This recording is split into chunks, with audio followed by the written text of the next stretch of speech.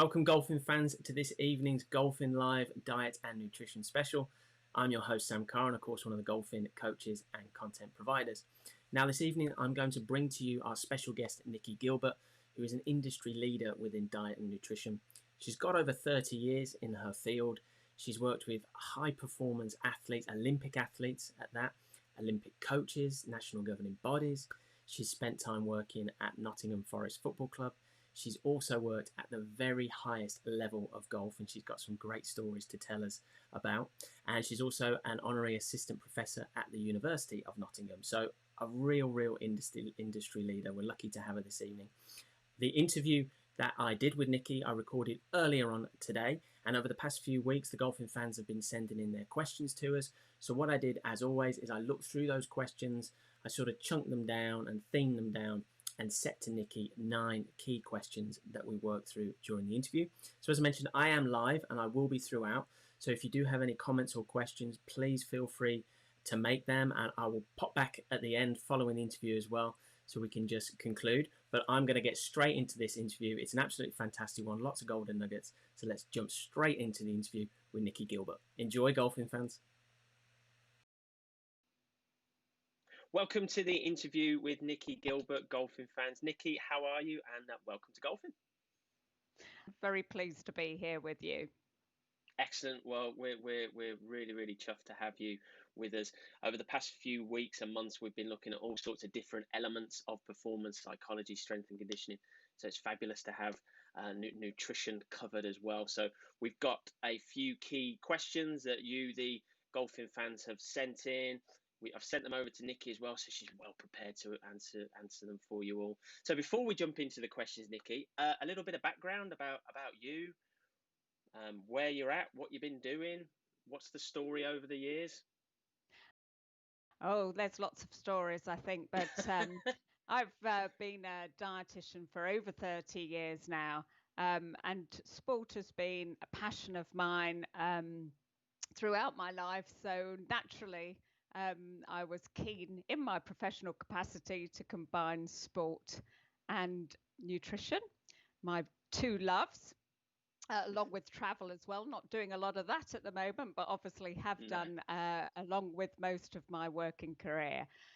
So I've worked with a lot of different sports during that time, as you will imagine. I also work in health and well-being, and I've worked with the health service as well throughout the years in terms of sort of promoting health and preventing diabetes and that sort of thing, working on various studies. I've been affiliated with Nottingham University for nearly 25 years now, lecturing as well. So unsurprisingly, covered a lot of territory in my career, long career. Fabulous. Thank you for that background. That is one of the things that we've really been able to do with these Golfin Live interviews is bring industry experts, and we're lucky to have access to you all. And just, thank you for coming on board, because I know your time is precious. So thank you. We do really appreciate you having on board, coming on to this interview. So what I thought we'd do is we'd jump straight into the questions, as I say, that the Golfin fans sent in. We collated them, picked out some of the best ones and themed them a little bit. So we've got 9 key questions that we're going to go through. This could take 3 hours. It could take 10 minutes. Who knows? Hopefully it's not 3 hours, but we'll Hopefully find out. not.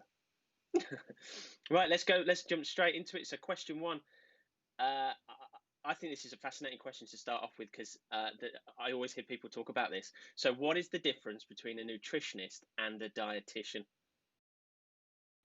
Yes, so it is something that's worth clearing up and understanding. I'm a dietitian, and as a dietitian, I'm registered with the Health and Care Practitioners Council, so that's the HCPC, and that's the same for physiotherapists and lots of other allied health professionals, and that means we are regulated by law. So we are actually the only nutrition professionals that are regulated legally. So nobody else can call themselves a dietitian unless they are a practicing dietitian, and we have to demonstrate that we are safe and competent to practice every 2 years. So it's a kite mark, and it's a standard of practice. And typically dietitians are trained in with a clinical background, and that's me. And we are trained to apply science to individuals and groups, and we're skilled in behavior change and motivation. Now, anyone can call themselves a nutritionist, and that is the complicating thing. You could.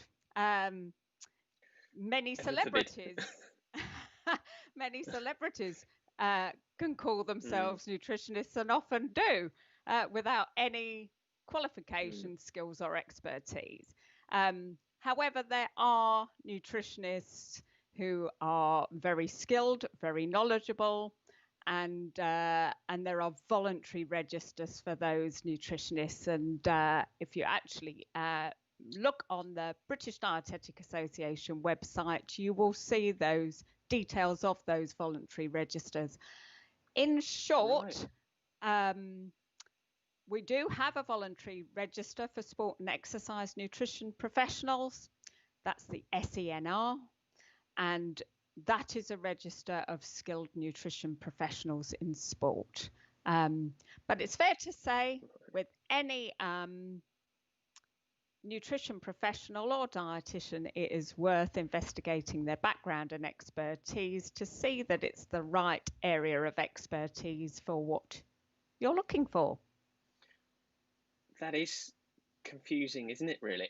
In my head, I think simply, I kind of, to me, dietitian was the sort of protected term. I don't know if that's the right way of putting it. That is the Would that be the right word. Way? But then there are official lists of nutritionists. Yes, but a lot of nutritionists have very different skills, and they might be skilled in working in public health rather than working with individuals. And there's no certainty that that individual is trained in working with individuals and working with applying dietary principles in terms of improving performance or health or otherwise. Is there any conflict between nutritionists and dietitians? Do they ever sort of bang heads? I think the only conflict is with those that aren't actually qualified. I think there's mutual respect between dietitians and nutritionists, and often we work very well together. And I work with some brilliant sports nutritionists who aren't dietitians, and I have great admiration for them.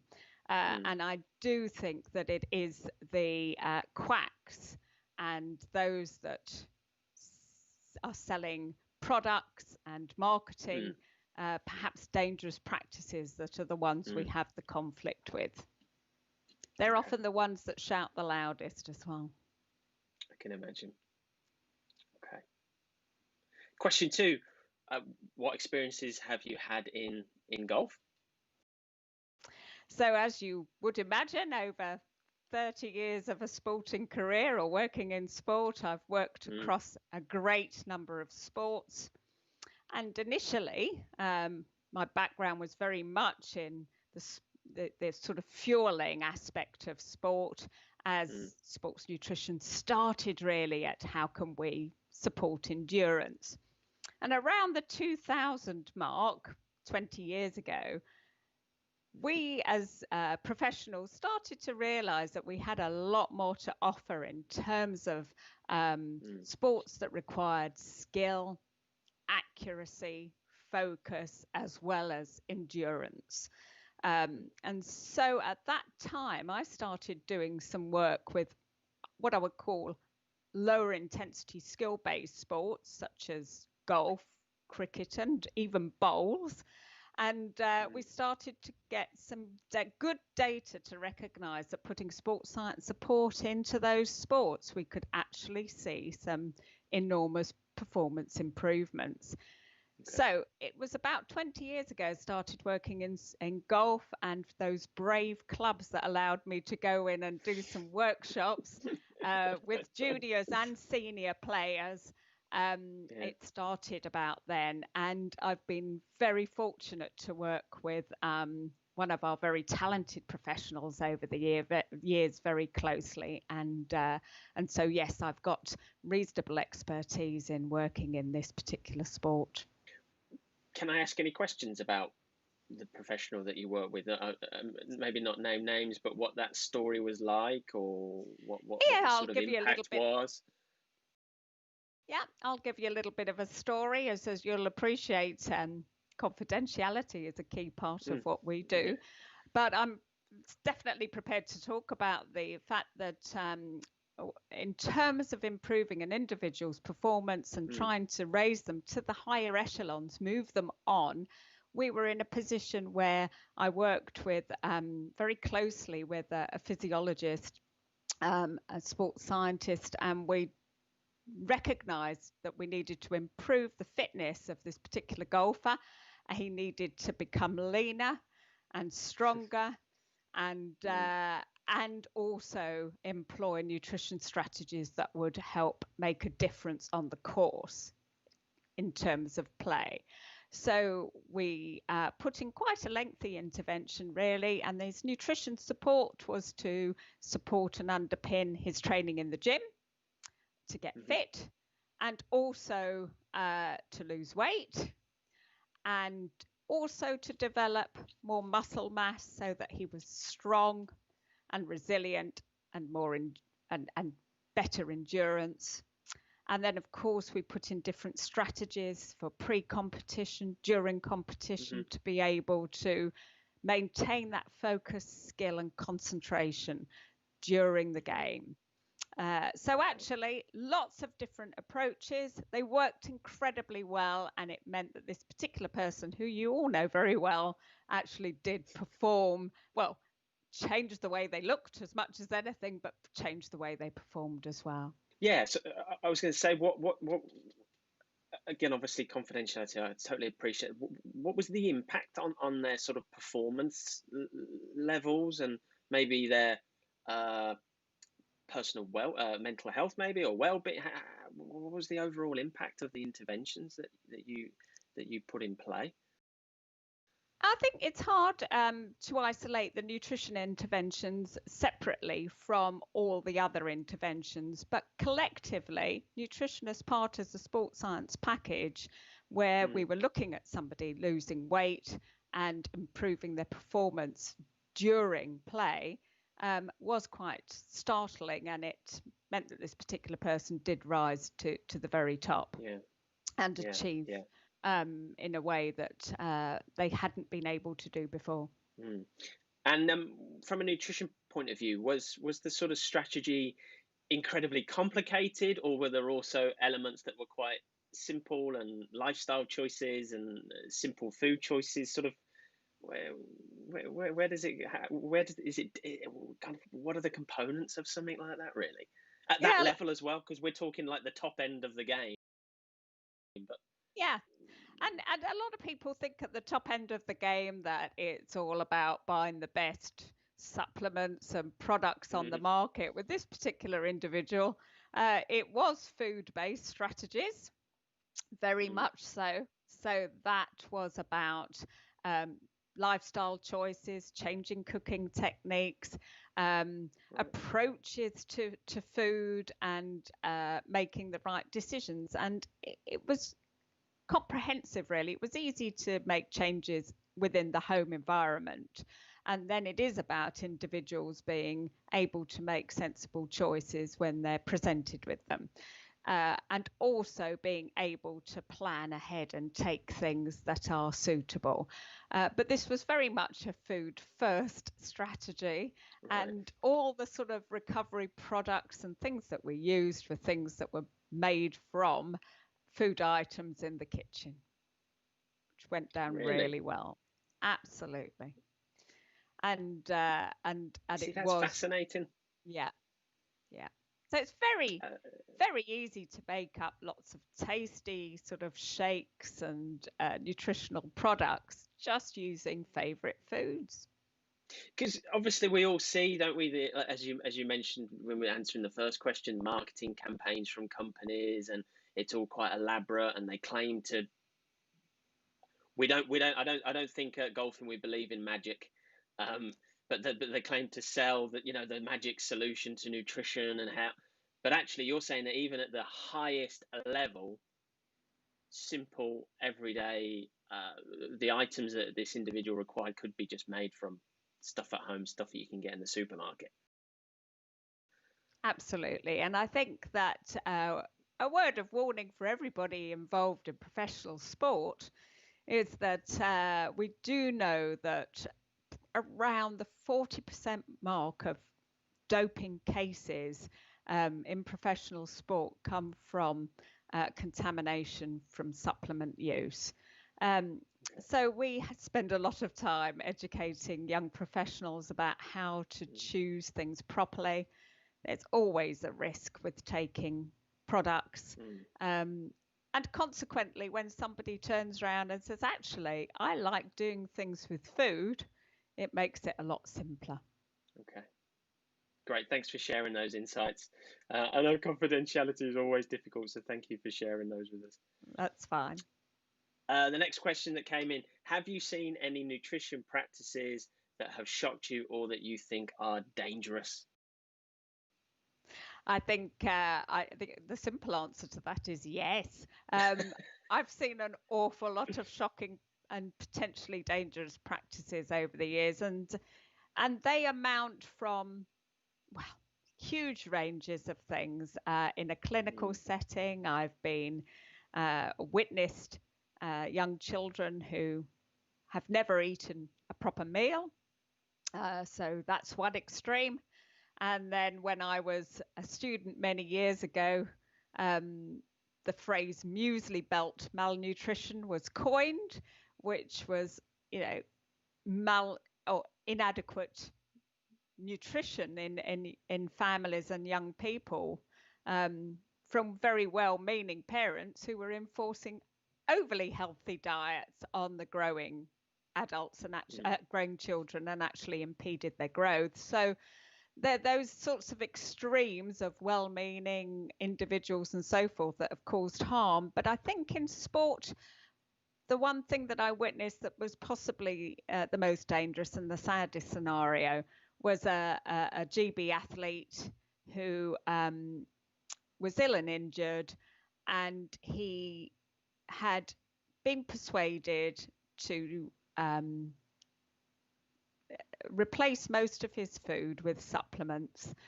And this was a time when actually, this was, some time ago now, when people weren't quite so aware of the risks. And nobody really knows what's in nutritional products. They're not tightly controlled like medicinal products. So he really didn't know what he was taking. And clearly his nutrition compromised his immune system. And he was quite ill for some time. He actually dropped out of elite sport, never was able to get back into a level of competition that he'd been at before. And I think that is quite worrying. He had been given that advice. He had followed advice in without knowing any better, and actually wrecked his career and his health as well. So that's potentially one of the most dangerous things. Don't give up food and replace it with supplements. You don't know what you're consuming, and you don't know what you're missing. And consequently, cutting out any particular food groups, such as the trend at times for cutting out carbohydrates in the diet. People really don't know what they're doing to their bodies by distorting their intake. So those sorts of things are possibly the most dangerous things I've seen in my career, really. Would you say there's a lack of education, that exists? I don't necessarily mean within elite sport, but just in general around good practices, sound practices, like you've just mentioned there about, cutting out carbohydrates. Actually, this is the real impact of doing something like that. Do you feel there's a lack of education and insight out there? Yes, I think there is. I think generally the way perhaps that we educate young people is a little bit simplistic, and we don't go into the detail that they need to understand to make decisions with. Most children will tell you that a healthy diet means eating 5 a day, and it stops at that.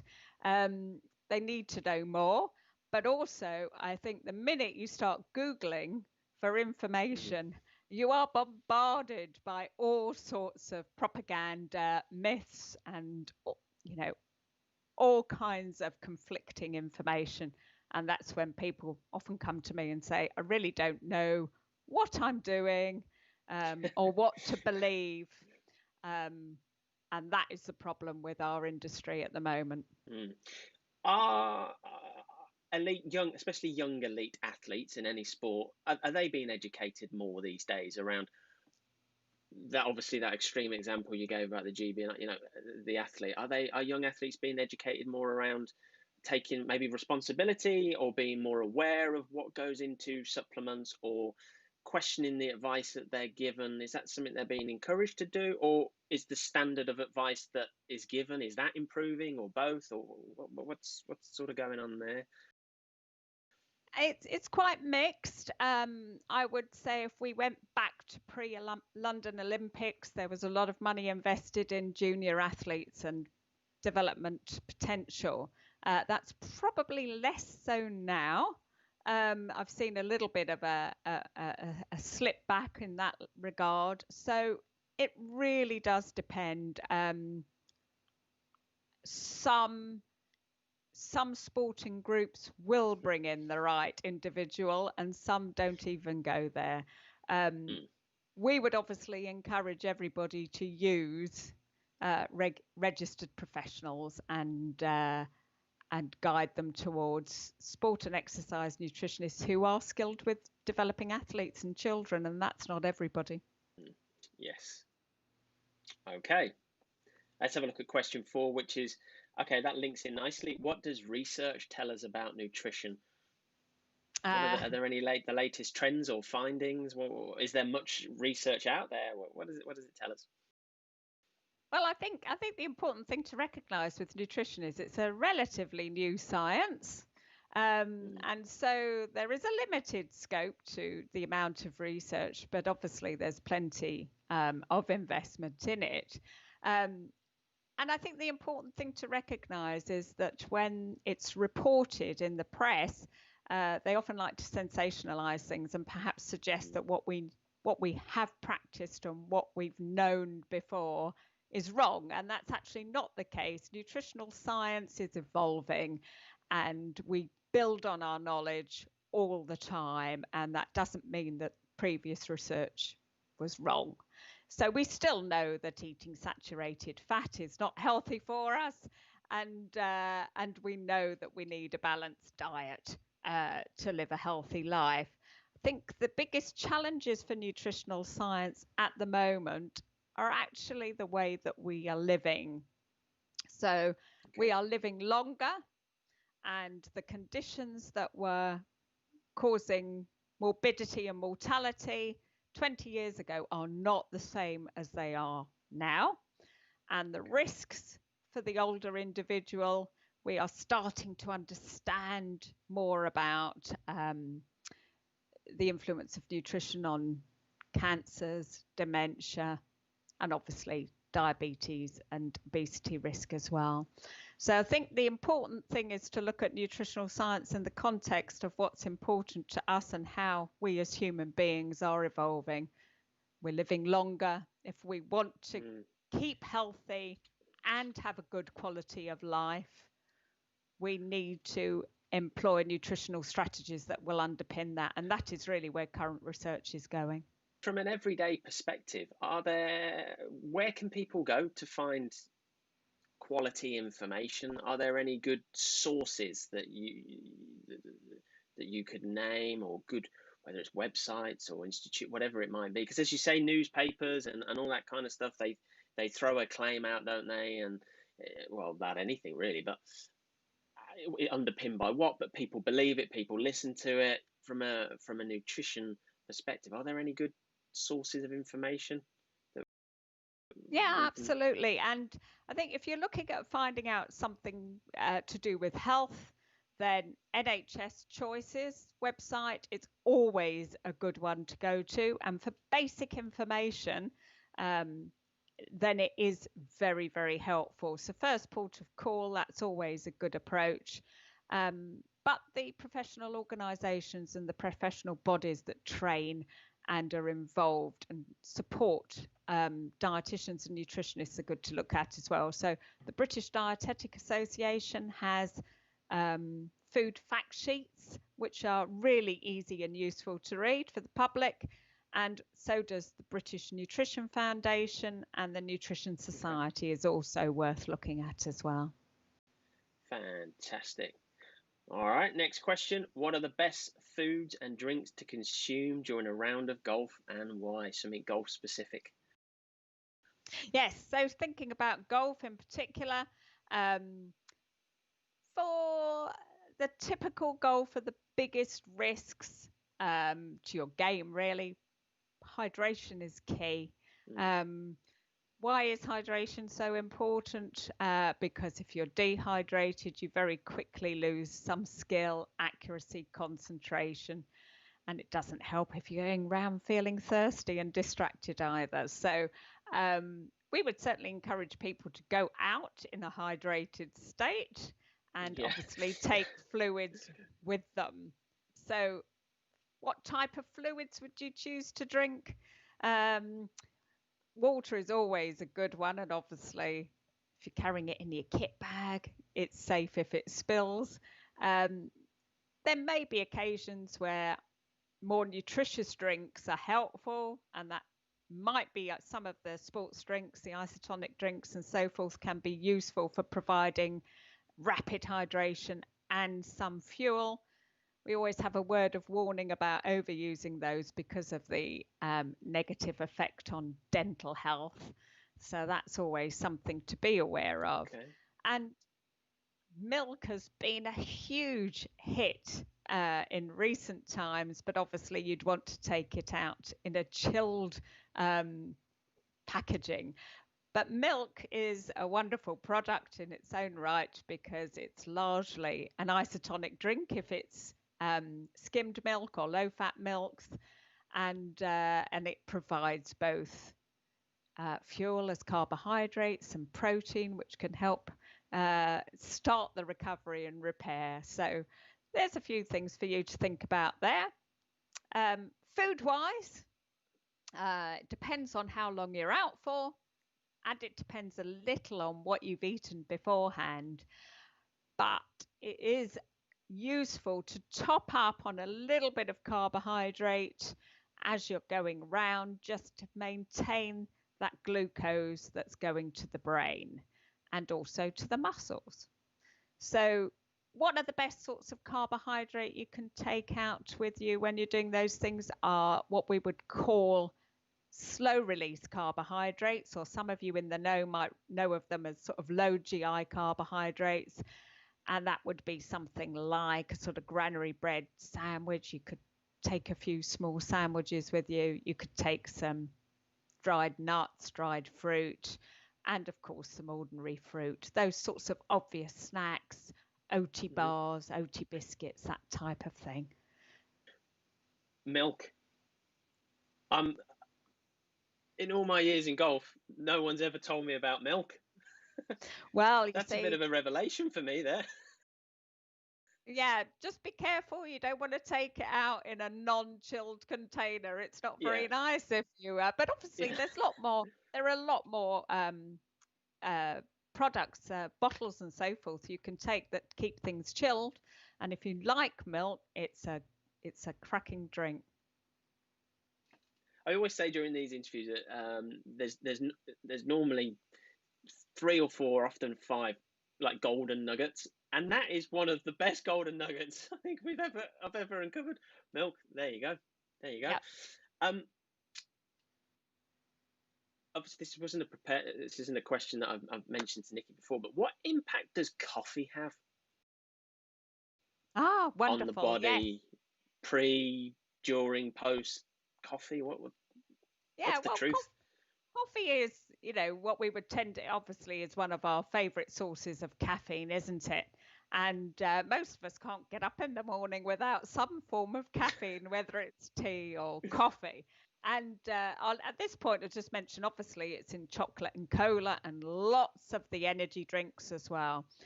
But the effect of coffee is through caffeine largely. It can help with alertness and concentration. And most of us know that because we can't survive without it. And typically, taking on board some caffeine before a game could be a really good thing. But you are not looking at excessive amounts for individuals. You are looking at quantities that you would get from drinking a standard cup of coffee or, a typical sort of energy drink, or those type, the classic small amounts. But tea, coffee, totally fine. If you're used to drinking those, you will get some form of benefit. The effect, the peak effect of caffeine occurs about an hour after you take it. So you want to time it at the point in your game where you think it might benefit the most. What you don't want to do is keep layering caffeine so that you actually have negative side effects. And some people do. And those would not help your game, palpitations and the shakes and tremors. So no. So don't, we would always get people to practice with caffeine and know when it works best for them, really. All right. Okay. So actually using it with a purpose as opposed to, I have a coffee before I play, because it's actually think about it more strategically. When can I use this caffeine or this coffee? Yeah. So you don't want your alertness and concentration to peak before your game. And then if you are playing later in the day, you don't want the negative effects of caffeine that might keep you from sleeping later on, because the caffeine stays in your body for quite some time, and people overuse it in the afternoon. It can interrupt sleep patterns, and that wouldn't work well if you have to play the next day. Okay, so I'm just thinking, so a quick application of that theory could be, if I know that towards the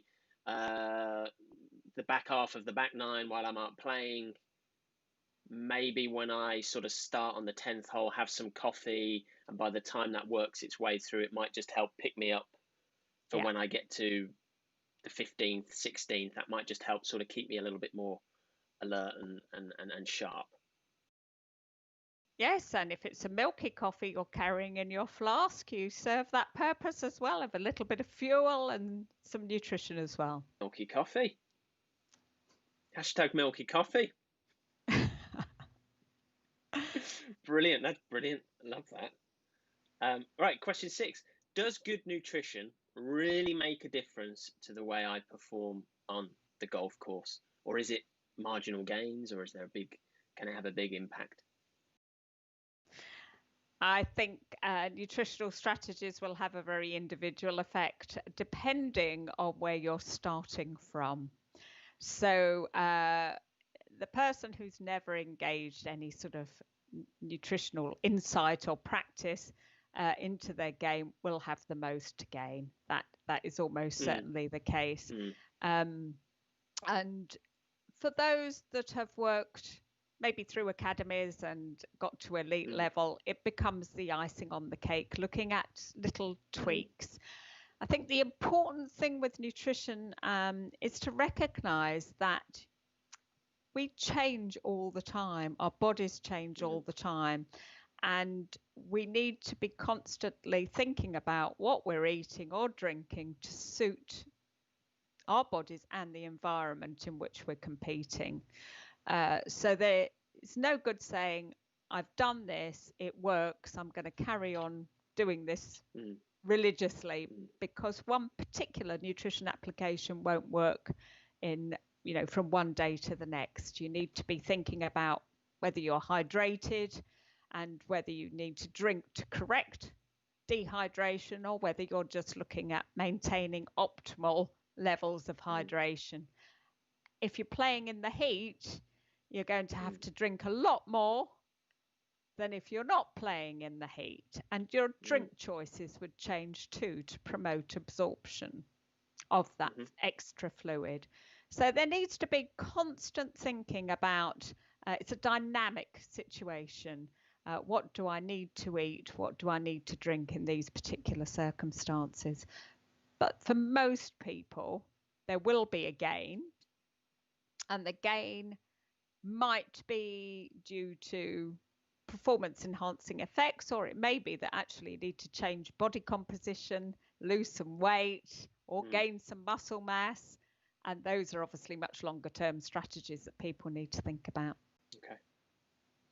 Because it's in my head, when we do these interviews, it's great to talk about young athletes or elite athletes, but I often try to bring it back to the average club golfer. It's what I would call the average club golfer. Yeah. And we know that the average club golfer is sort of a 50-year-old bloke.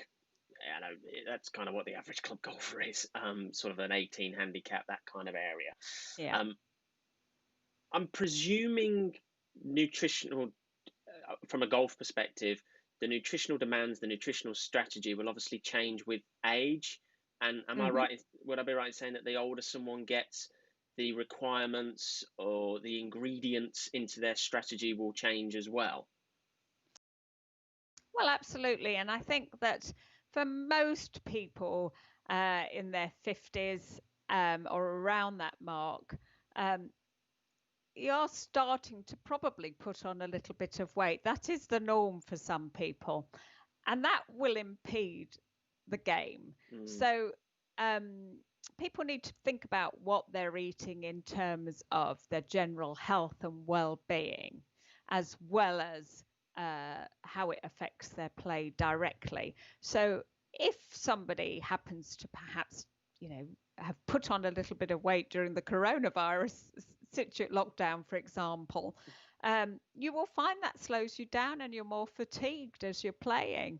So, thinking about perhaps just leaning up a little bit and focusing on your food intake so it's still very nourishing but full of, or it's more nutrient dense, will definitely help. And one of the areas of work for me with industry is looking at how different sort of nutrients and so forth affect, or different nutrients in food can affect the way that you feel and are generally well.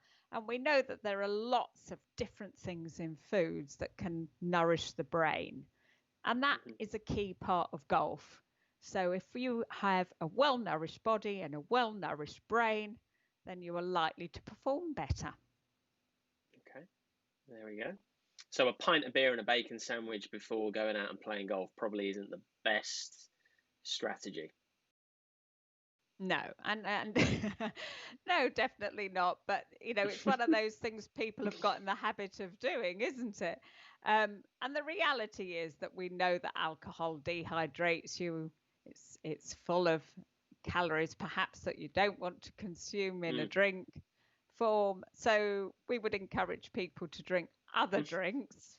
And food choices, well, actually, if you were making your bacon butty at home and it was nice lean bacon with some sliced fresh tomatoes and perhaps a wholemeal wrap or something like that, that would be perfect.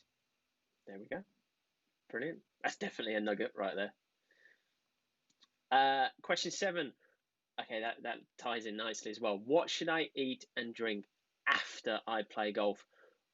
After, post round, is something that I feel, in a coaching capacity, that just not enough people appreciate, value, do anything about.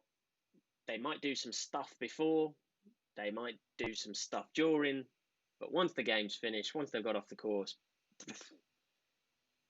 see you next week. So after I play golf, eating and drinking, what can people do? Yeah, sadly, it is an area that gets neglected a little bit. And if people do eat and drink in the golf club afterwards, it's not often the right things, is it? So it is a little bit about, what do I need to do the minute I finish playing? Well, actually, hydration very key. Make sure you've got your fluids, and anything that is a bit nutritious in terms of the fluids is a good thing. So we talk about milk again.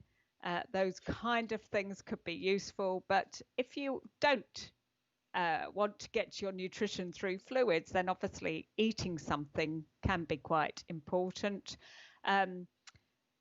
You could go down the route of having a snack and then eating a balanced meal if you're not going to get the chance to eat a meal straight away. I think the important thing to recognize for a lot of people is that if they are going to choose to eat snacks, they want to be really careful that they're not suddenly increasing their calorie intake unnecessarily. So this is where the individual needs to come into play. I find with a lot of younger kids, it's quite a good thing for them perhaps to grab a banana to start the refueling process. But we don't want them grabbing loads of unhealthy snacks and then going home and grabbing more food or eating a burger on the way home and chips and things like that. So sometimes you could find that the best thing might be to finish playing, drink something, go home and prepare a nice balanced meal.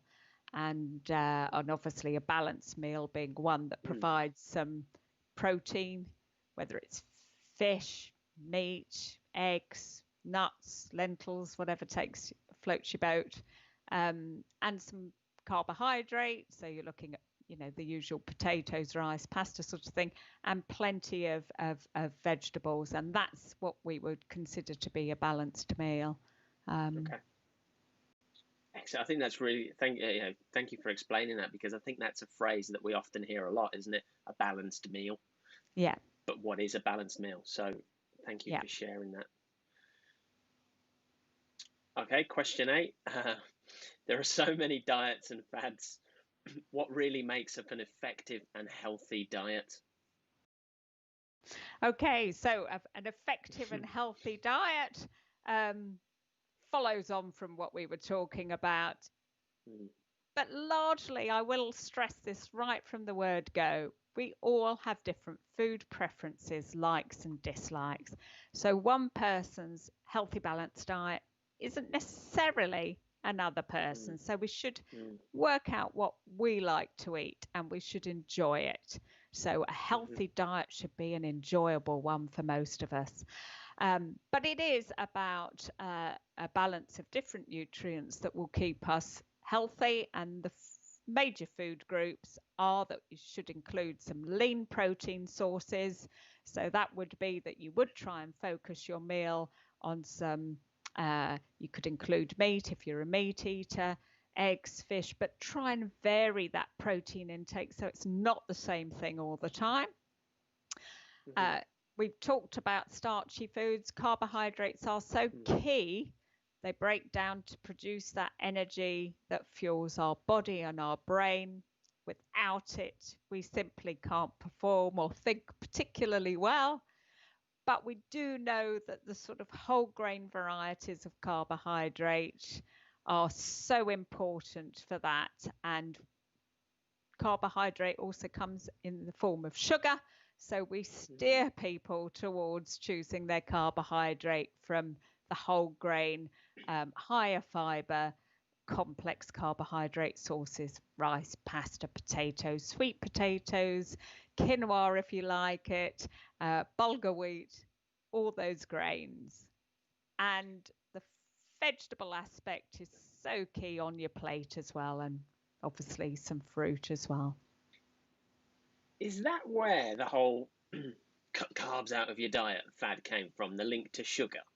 Were people really saying, what's your sugar intake, in layman's terms, cut sugar out rather than cut carbs out? But then it became a marketing sort of sexy kind of magical thing that people could do to lose weight. Is that kind of where it came from? To be honest, I think so. Carbohydrate is such a heterogeneous group of foods.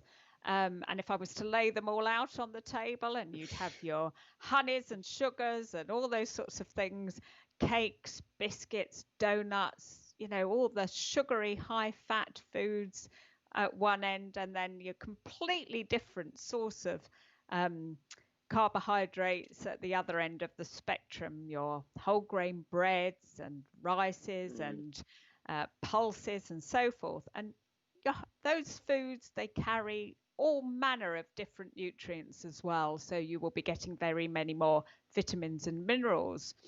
And with carbohydrates such as sugar, or sugar and fat coated things like, as I say, donuts and biscuits and cakes, they're completely different items, aren't they? Yeah. Absolutely. Yeah. So it goes without saying, that's right, that when we've encouraged people to eat more carbohydrate in their diet from a health point of view, to confuse all foods and lump them in together is quite alarming, really, isn't it? I would agree, especially when you explain it like that. You say put everything out on the table.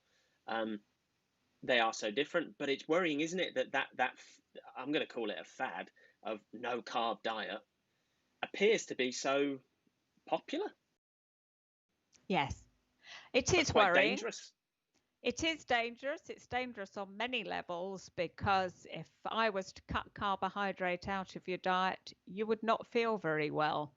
You would not have that delivery of energy and fuel to the brain or to your muscles. So generally you would feel tired and very grumpy. That is a side effect. And it's not nice being around people like that. The slump in blood glucose levels definitely has an effect on behavior, but it also compromises the immune system.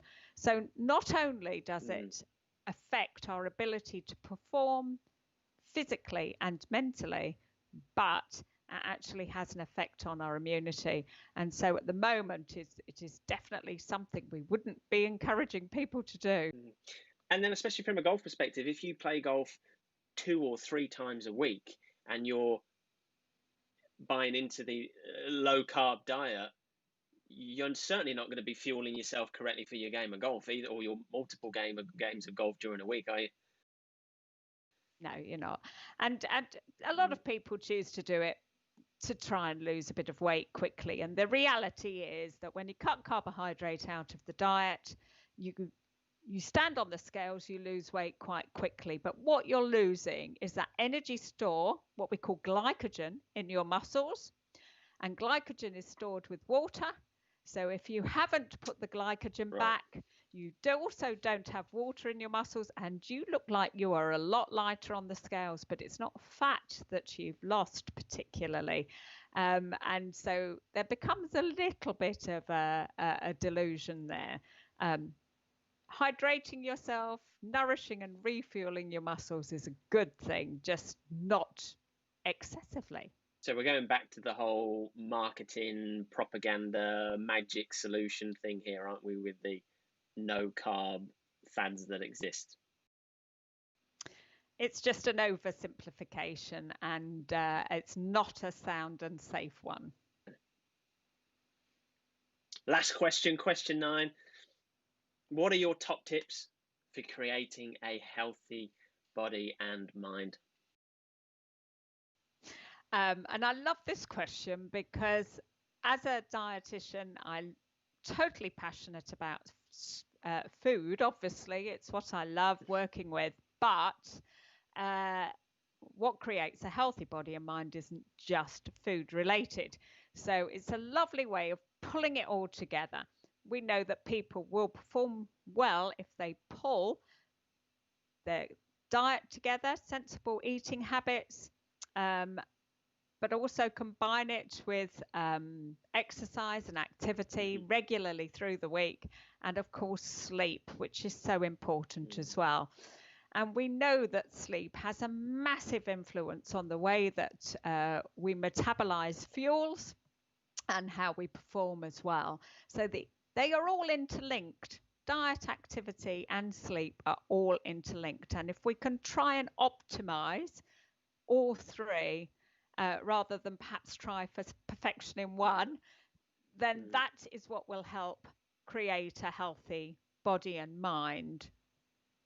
So in essence, for me, it's about eating foods you enjoy, still socializing and eating if you are able to socialize with people at the moment. That well-balanced diet, get it right 80% of the time. That 80-20 rule is always a good one. Allow yourself a bit of freedom not to always get it right. And outdoor activity, being outdoors, isn't golf wonderful for that point of view? I think that's so important. We know about that sort of effect of being outdoors and exercising and spending time with friends and people. And that's where your sport is actually so such a key thing to a healthy body and mind, because you have to give the time to it. And so that work-life balance, getting that right, is also key. So, you know, not striving for perfection in everything, but just trying to work towards getting all aspects of your life, you know, sound in some respects. I'm just going to pick up on a couple of bits there. So the sort of 80-20 thing. So it's important to, I'm sure people will be very glad to hear this, but it is important to allow yourself that time to have your piece of cake or have your curry or whatever it is that you enjoy. Allow yourself that time to do that. Absolutely. And I mean, you know, I absolutely love cooking, and I make a very healthy curry. So if you're into that sort of thing, then that's fine too. But yes, you know, it's important to socialize. It's important to find time for your sport. And if you can try and spin all of the plates, then that is what will help. What I have seen with a lot of sports people over the years is that the focus on sport means they neglect their eating and sleeping. Yes. And that's where some of the problems lie. And it can be the same with lots of other individuals. But if you can try and keep a balance somewhere with all of them, not necessarily get it perfect. I'm not sure perfection is to be something to aspire to. But certainly keeping it real and enjoying eating out and eating with friends and so forth as well.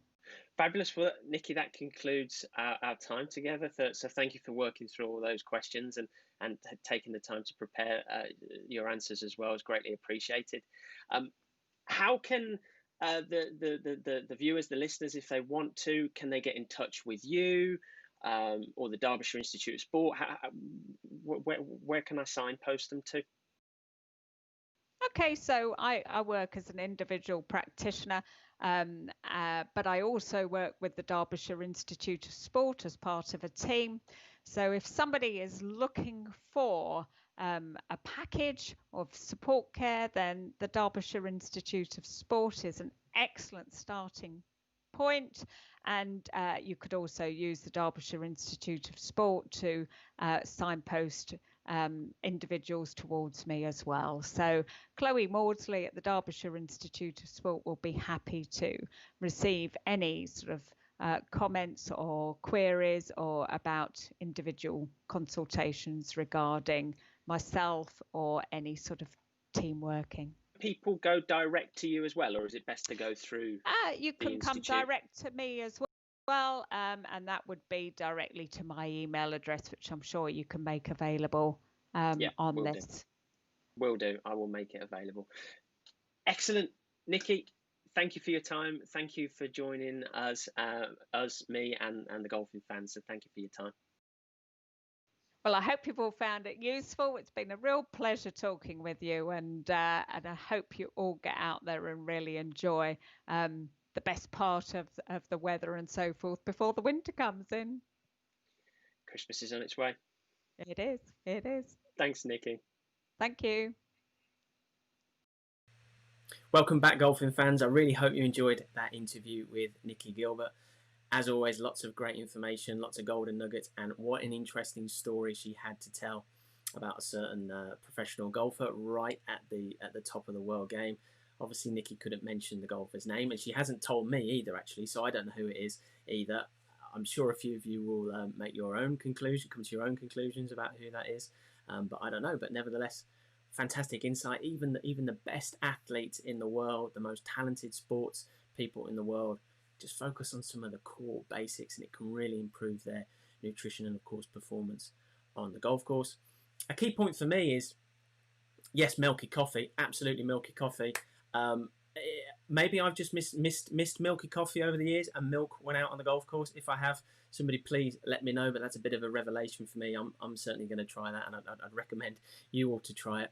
But if you've never really looked at diet and nutrition before, I think one of the things that really comes across from the information Nicky provided during the interview is to review it and kind of give it a go. Review what you do and find some good information. She gives some great sources, great places to go and find some information, and have a go at improving what you do from a diet and nutrition perspective, and just see if it does improve your performance levels. Of course, if any of you want to reach out to Nicky to spend some time with her, if you DM us, send us a DM on any of the social channels, or an email, info@golfin.club, we can hook you up with Nicky and send her details over to you. Give nutrition a go. I think it's really undervalued. Of course, once again, if any of you would like some information about the Derbyshire Institute of Sport, they're on Facebook and Twitter. You'll see them within our social channels, various links as well. And of course, you'll be able to find their website. Many thanks again to Nicky Gilbert for joining us this evening. I really hope everybody enjoyed watching the interview with her. We will, of course, be back very soon with another Golfin Live special. For more information about everything that we do at Golfin, please check us out across all our social channels: Instagram, Facebook, Twitter, LinkedIn, and of course the website golfin.club. Many thanks for watching. We will see you all soon. Stay safe, keep playing golf, and happy golfing.